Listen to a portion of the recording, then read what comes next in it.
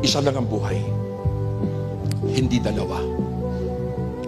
Isang beses lamang po tayong dadaan sa daigdig na ito. Hindi na tayo babalik. Pero tiyakin mo na sa pagdaan mo sa mundong ito ay nagkaroon ng pitak sa puso mo si Kristo, sapagkat tinitiyak ko sa iyo,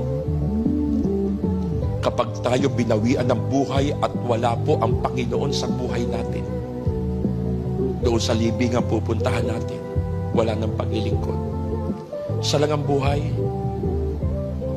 Life is short. Kapiraso lang.